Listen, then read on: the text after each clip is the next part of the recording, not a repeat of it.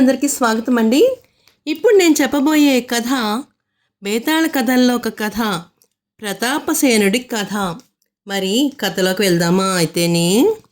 చాలా కాలం క్రితము మగధరాజు దగ్గర ఒక రక్షకుడు ఉండేవాడు. రక్షకుడు అంటే సైనికుడు అన్నమాట. అతని పేరు ఏమిటంటే ప్రతాపసేనుడు. అతను చాలా నమ్మకం గల వ్యక్తి.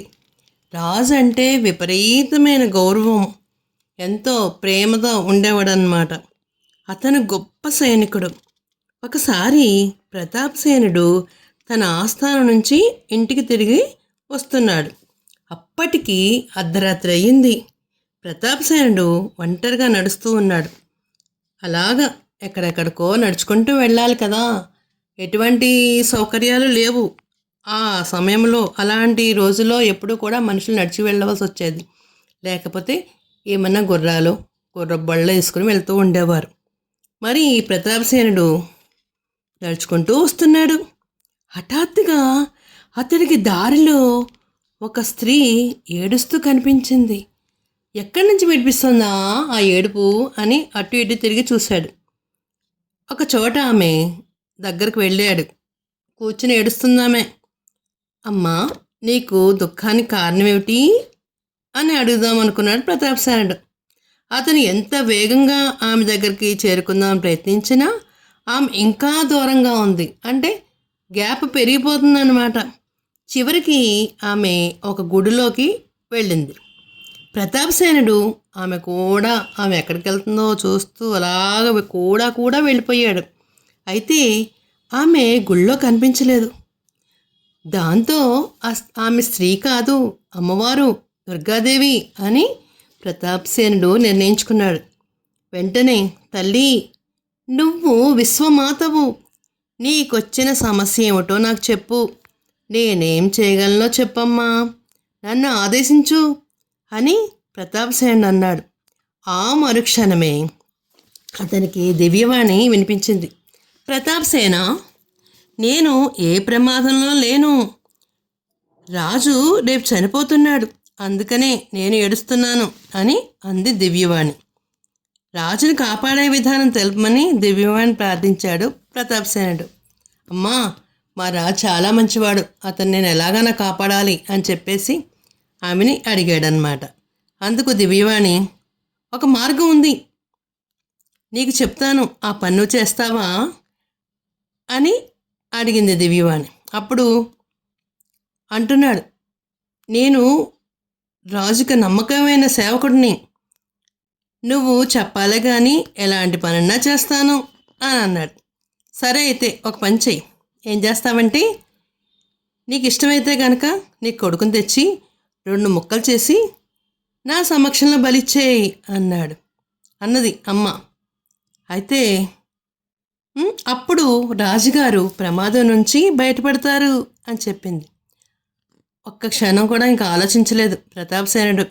ఏమనుకున్నాడంటే, రాజు బాగుంటేనే కదా మనకు అన్ని రకాలుగాను, నా కొడుకు చనిపోయినా పర్వాలేదని అనుకుని ప్రతాపసేనుడు ఏం చేశాడంటే, వాళ్ళ ఇంటికి వెళ్ళాడు. ఇంటికి వెళ్ళి తనకి 12 సంవత్సరాలు కొడుకున్నాడు. ఎలాగైనా రాజు రక్షించుకోవాలి అని నిర్ణయించేసుకున్నాడు ప్రతాపసేనుడు. ఆ నిర్ణయంతోనే ఇంటికి వెళ్ళాడు.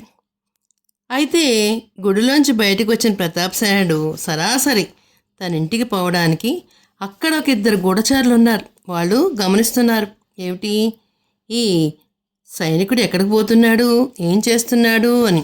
ఎవరికైనా ఏదైనా అనుమానం వచ్చిందనుకోండి, వెంటనే వాళ్ళతో వెంబడిస్తారు కదా. అలాగే గూఢచారులు కూడా చూస్తున్నారు. అతను కూడా వెనకాల తెలియకుండా ఇంటి వరకు వచ్చి ఒక పక్కన నక్కి కూర్చున్నారు.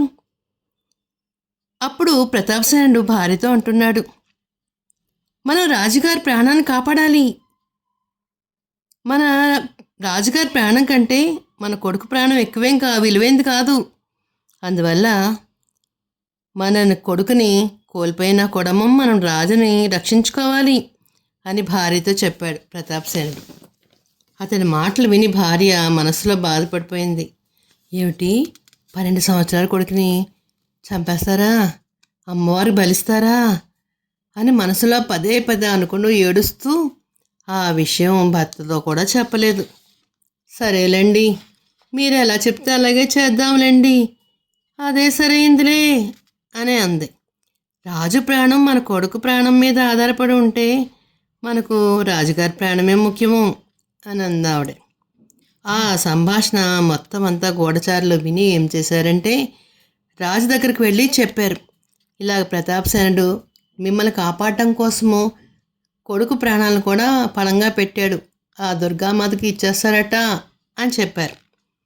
అందులో ఒకడు మాత్రం వీళ్ళతో పాటు ఉండి వీళ్ళు ఏం చేస్తున్నారా అని విషయాలను వింటూ వెంబడిస్తున్నారు, కూడా వస్తున్నారు. ఆ తర్వాత వాళ్ళు తన కొడుకు నిద్రపోతున్న కొడుకుని లేపి ఏం చేస్తున్నారనే విషయాన్ని కొడుకు చెప్పేశాడు ప్రతాపసేనుడు. అప్పుడు అతడు కూడా ఏమన్నాడంటే, ఆ 12 సంవత్సరాల పిల్లవాడు ఏం చెప్పాడంటే, మనం రాజుగారి దయాదాక్షిణ్యాల మీద ఆధారపడి జీవిస్తున్నాం, రాజుగారి కోసం నేను చనిపోవడానికి సిద్ధంగా ఉన్నాను అన్నాడు.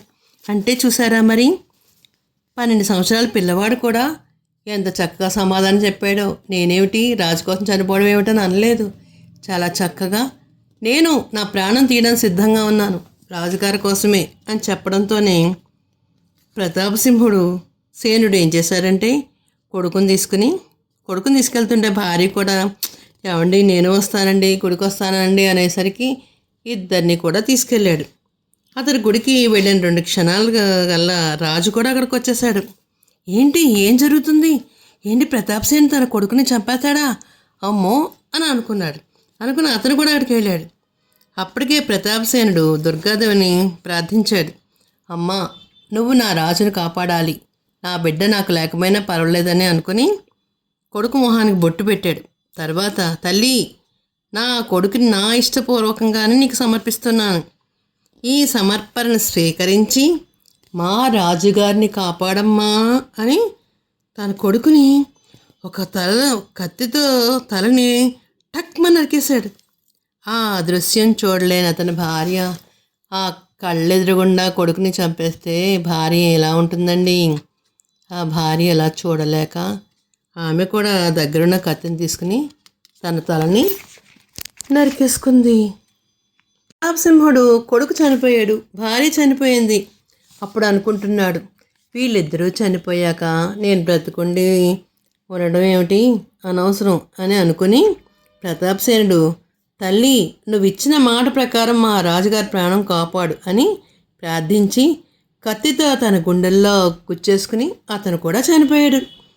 ఇదంతా చూసి ఆశ్చర్యపోయాడు రాజు. అయ్యో, ఎంత నమ్మకస్తుడైన సైనికుడిని కోల్పోయాను నేను, ఇటువంటి సైనికుడు నాకు మళ్ళీ దొరుకుతాడా, ఇటువంటి సేవకుడు ఉంటాడా, సైనికుడు లేని జీవితం వృధా అని అనుకుని రాజు ఏం చేశాడంటే తను కూడా కత్తి తీసుకుని తన్ని కూడా ఇలా పొడుచుకోపోయాడు.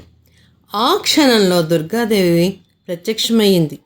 రాజా, తొందరపడవద్దు, మీరు ఒకరికంటే ఒకరు గొప్ప త్యాగమూర్తులు, నేను మిమ్మల్ని పరీక్షించదలుచుకున్నాను, మరి మీరు ఈ పరీక్షలో నెగ్గారు, చనిపోయిన ఈ ముగ్గురిని నేను బ్రతికిస్తాను అని దుర్గాదేవి చెప్పింది. ఆ మరుక్షణమే ఆ ముగ్గురు కూడా నిద్రలోంచి లేచిన వాళ్ళలాగా బయటికి లేచారు. ఆ తర్వాత దుర్గాదేవి వాళ్ళకి అనేక వరాలనిచ్చింది, ప్రసాదించింది. అప్పుడు చెప్తుంది, విక్రమ, కథంతా విన్నావు కదా, ఈ కథలో ఎవ్వరు త్యాగం గొప్పది అని అడిగాడు బేతాళుడు.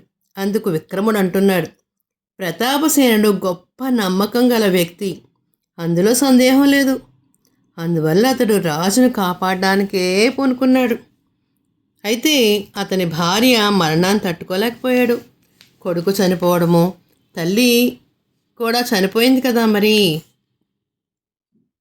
ఆ కొడుకు తల్లిదండ్రుల రుణం తీర్చుకోవాలనుకున్నాడు. అయితే రాజు మాత్రం ప్రతాపసేనుడి కుటుంబం కోసం తన ప్రాణాలను కూడా తీసుకోవడానికి సిద్ధపడ్డాడు. ఏమిటి, సనాన్ని చనిపోతే మనం చనిపోవాలా అని అనుకోవాలా, నేను కూడా నాకెంత మంచి సైనికుడు కోల్పోతే నేను ఎలా ఉండగలను అనే ఉద్దేశంతో ఆయన కూడా చనిపోవడానికి సిద్ధపడ్డాడు. అందువల్ల రాజుది చాలా గొప్ప త్యాగగుణం. ఈ ముగ్గురి కంటే కూడాని అని విక్రమార్కుడు చెప్పగానే బేతాళ శవంగా మారి చెట్టెక్కేశాడు. మళ్ళీ యథావిధిగా విక్రమార్కుడు శవాన్ని తీసుకుని బయలుదేరుతున్నాడు. అయితే మరి తెలుగువారి దీపకాంతికి లైక్ చేసి, షేర్ చేసి, సబ్స్క్రైబ్ చేసి కామెంట్ రూపంలో పెట్టండి మరి.